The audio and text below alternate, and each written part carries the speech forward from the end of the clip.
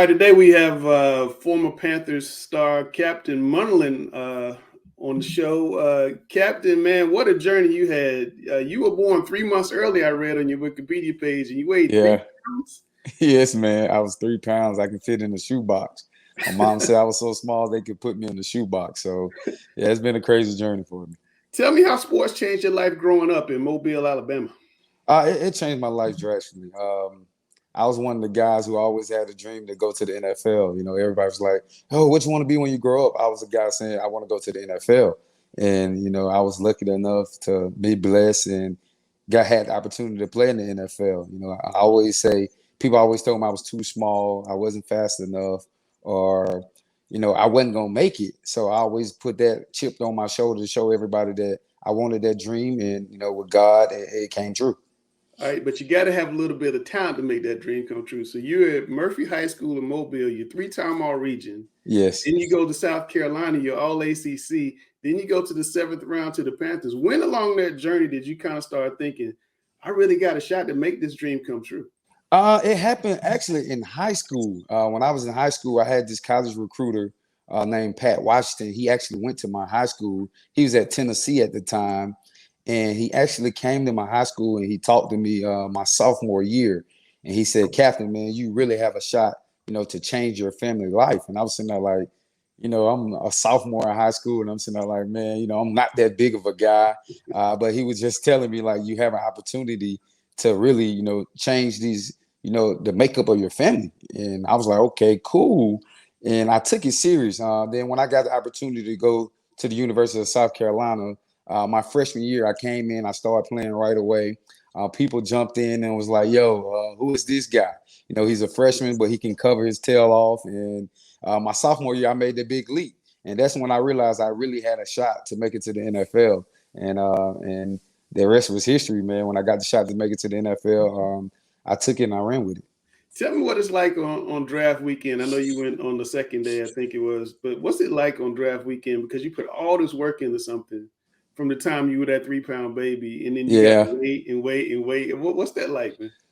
Oh, it's tough because I was a guy who left school early. I thought I was going to be a first to second round guy. So that's why I left school early as a junior. So when I sit there and watch, a lot of people get drafted before me, just the wait, it really hurts me a little bit. But I also remember the feeling that I had.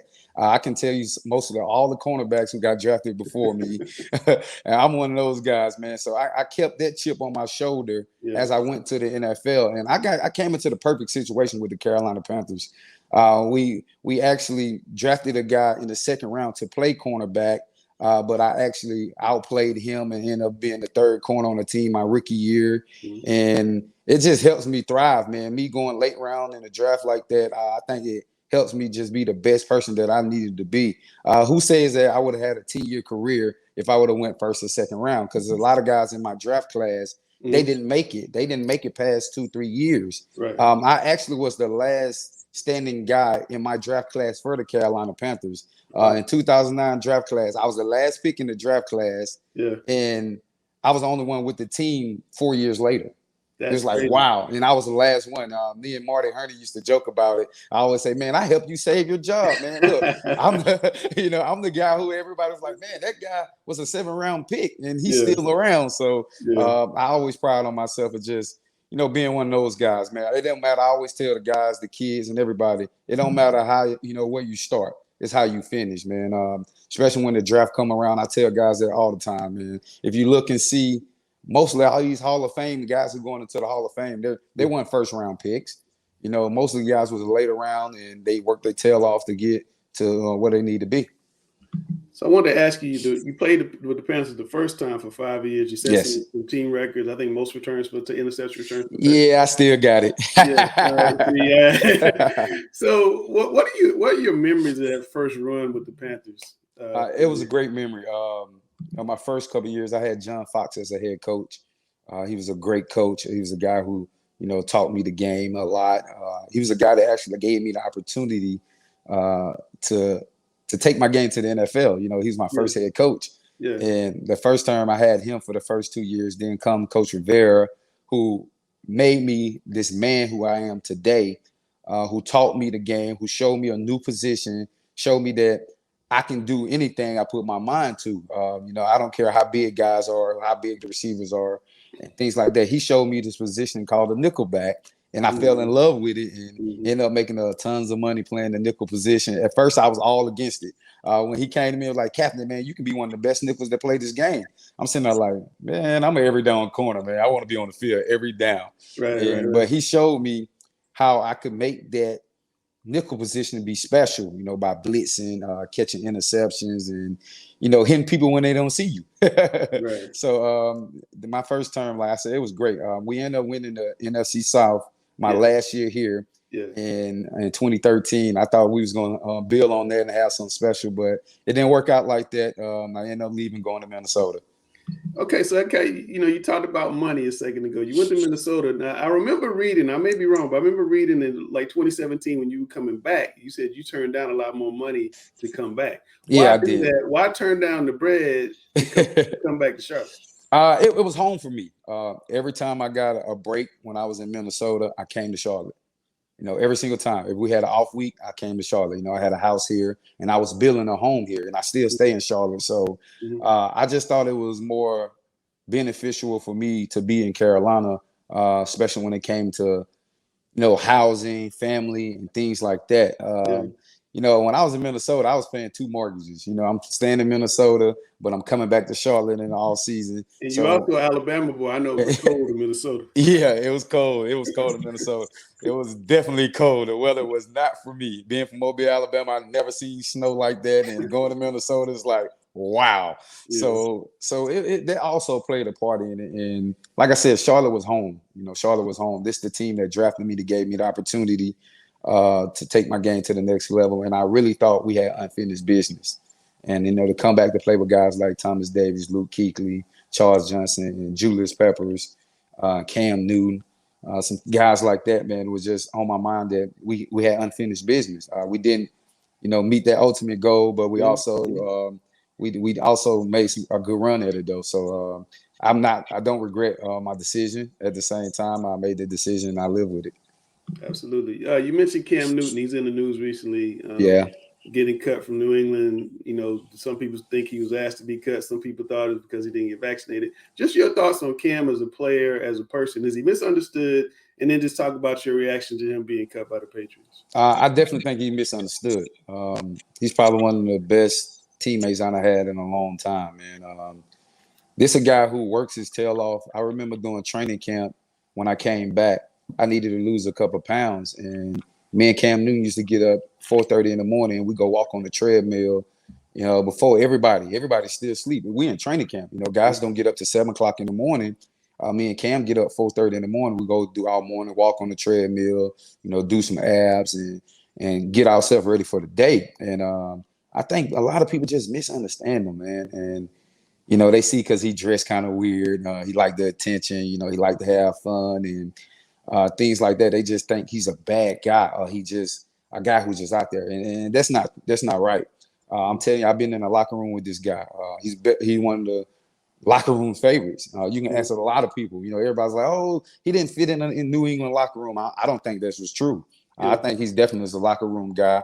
He cared about his teammates. He always trying to get everybody together to do stuff to build that camaraderie. When they released him, I was shocked. I got on my phone immediately, called a couple guys that we know. I was like, "Is this for real?" Like, I thought he had a pretty good preseason. He looked at like Cam again.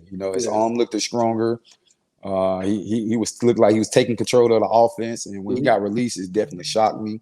I couldn't believe it. I'm still in shock, but I know he's not done. I know he's just ready for that, waiting for that next opportunity so he can take the next level and be ready to roll.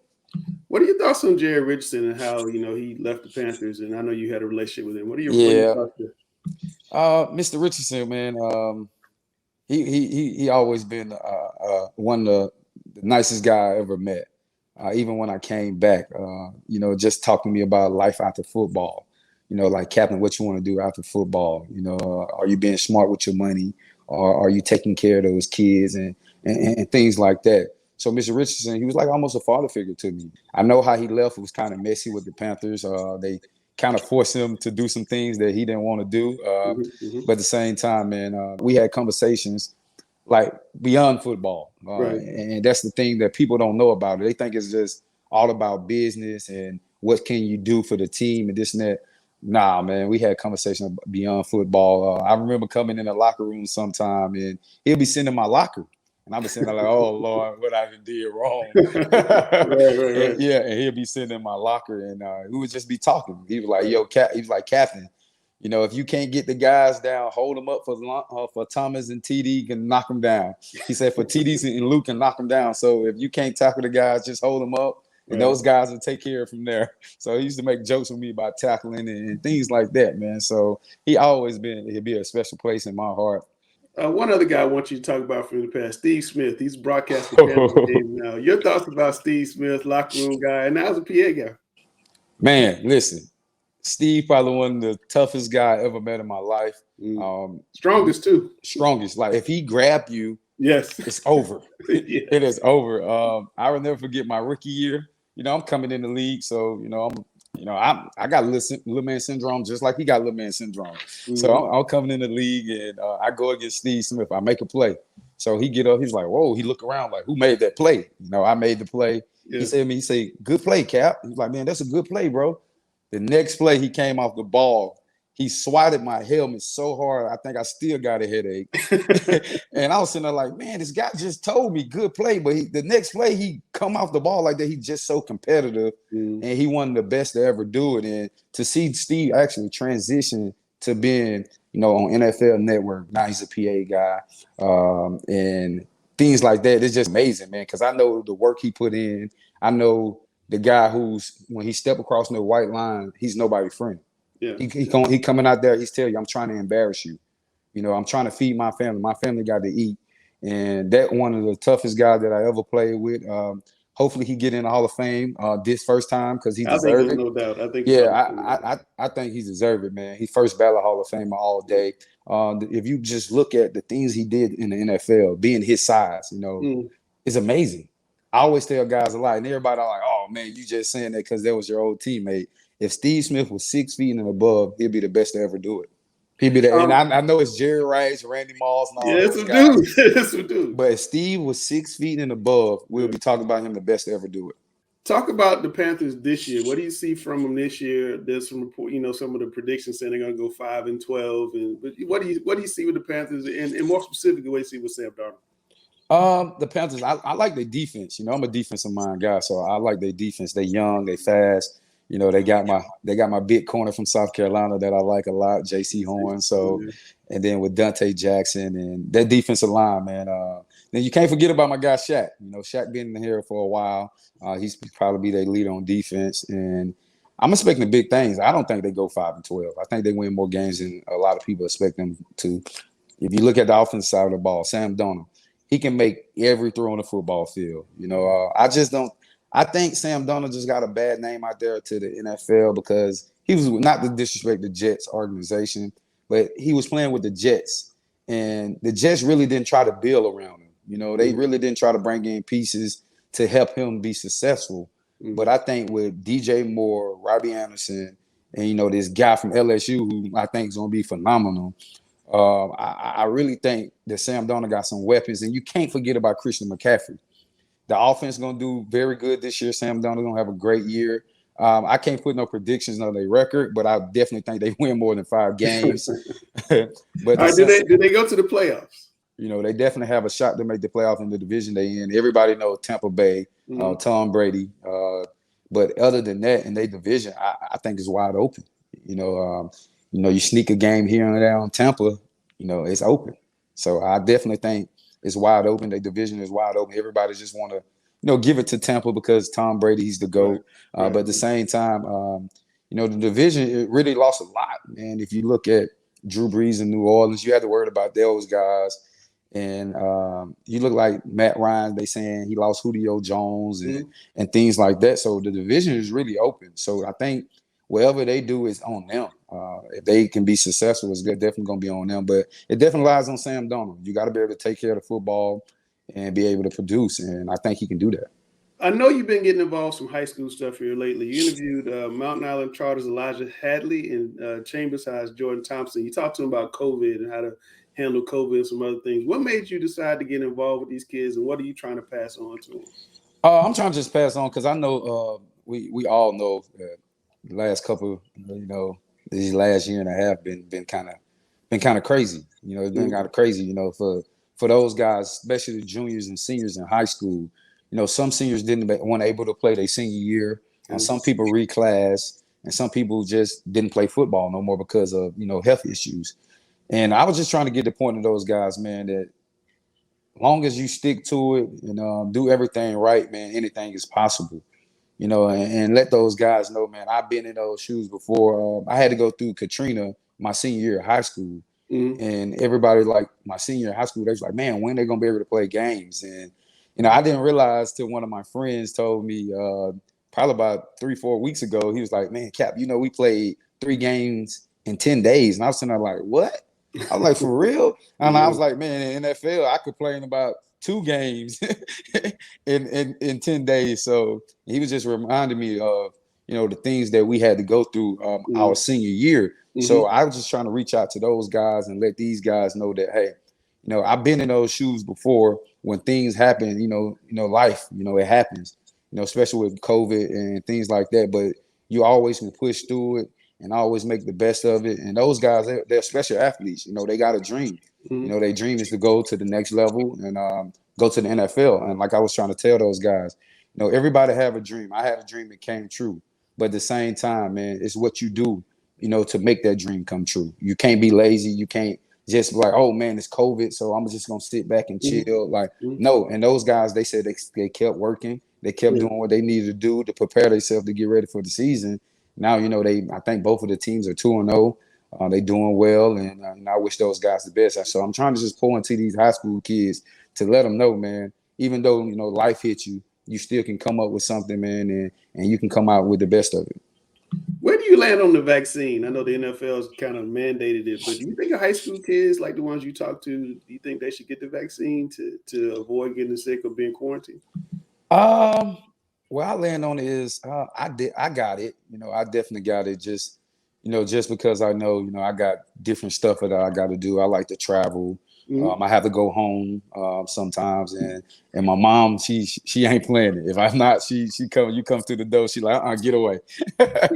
So I got vaccinated, but at the same time, for those high school kids, I think it's on them. It's how they feel about it, how they want to protect their family. Because you look, some people then got vaccinated and they still come down with it. Right. But I think being vaccinated, it kind of miles it out a little bit. It don't affect you as more than it would as somebody who's not vaccinated. Yeah. But at the same time, some people are scared. Some people are like, oh man, I don't know what they put in these shots. I just tell them, okay to me. Yeah, I do. I feel fine. When I took the shot, I was against it at first. I was like, oh man, I don't want to take it, this and that. But as I did my research on it and thought about it more, that, I can potentially, pass it to somebody who don't need it and they potentially lose their life. Right. And that's kind of scares me because I'm healthy and I feel like I can fight it. Yeah. That don't mean that I shouldn't get vaccinated because I can pass this virus to somebody else and, they probably not make it. So that's my theory on it right there. All right. Life after football. You started this store, 128 Park Avenue Fashion. Why clothing and do you have something on right now from the store? And what can we get in 128 Park Avenue Fashion? You can get that drip. No, but man, I always been a fashionable guy. I just growing up, I always, wanted to look nice and wear nice clothes, and I always try to, think I was a fashionable guy. So to start the 128 Park, it's just something that I always wanted to do. I always wanted to say, okay, man, I got clothing I can sell to people to show them, how to dress, how to take different styles and, people from different places. So me being from Alabama, they say we country. So we take the whole mannequin and just dress it. But that's just something that I always had passion for. Yeah. I don't come extra like Cam Newton with it, but but I also presented myself real well when we traveled and stuff like that. So So we got casual all the way to dress. yeah, man, I can do it all. You know, I'm a multi guy. I can do it I all. mean in the store, what you selling? Oh yeah. Oh, in the store. Oh, we got Yeah. we got more urban wear. It's more Okay. urban wear. Okay. Yeah, it's more. But we also got a guy who in there that can make. He can make you anything, man. The guy, he's special. He's a tailor. If you show him an outfit that you want, it's just casual or something like that, he can make it. He's one of those guys. He's special. So I try to keep him on my team. And you're giving a special deal to high school football players in this month of September, right? What's that? Yes, every high school players who come in there, I'm giving them 50% off. You know, just to show them that that I care, and I've been in those shoes before. You know, everybody can't afford a lot of clothes to come in and go in there and buy, spend $400-500 on clothes, $200 on jeans, $100 on jeans. So for high school kids, I'm just trying to get them a deal to know that that I really care and that I really believe in y'all presenting yourself real well, because you don't want to go to sometimes on the college campus looking all kind of crazy and do we really want this guy on our team? He can't keep his pants up and stuff like that. So just try to show him how to be presentable and how to just take advantage of this opportunity. Deion Sanders says, "Look good, play good." I agree with that. A couple of final questions. I'll let you go. I know you're busy. When you watch football, do you watch it with the sound turned down, or do you listen to the announcers? And if you do listen to the announcers, who is good? Who do you think is good that's calling football games, college or pro? Yes, I listen to the sound with the sound. Who I think really good is Tony Romo. Tony Romo probably one of the best is out. That's why he probably get paid so much to do it. He predicts stuff before it happens. I think that's just the quarterback and his high IQ of the football game. But he's definitely one of the best to do it. And when Deion Sanders was doing it, I was pretty interested watching Deion do it too. But he's coaching now. But you got a lot of guys who's really good at it. But who sticks out the most to me is Tony Romo.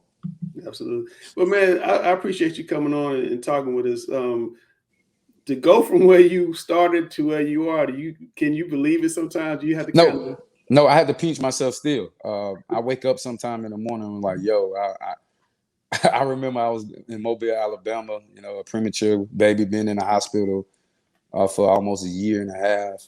And, to playing on the big stage in the NFL, to people really knowing, my name, especially in the Carolinas, it's like mind blowing. And at the same time, I don't take none of it for granted.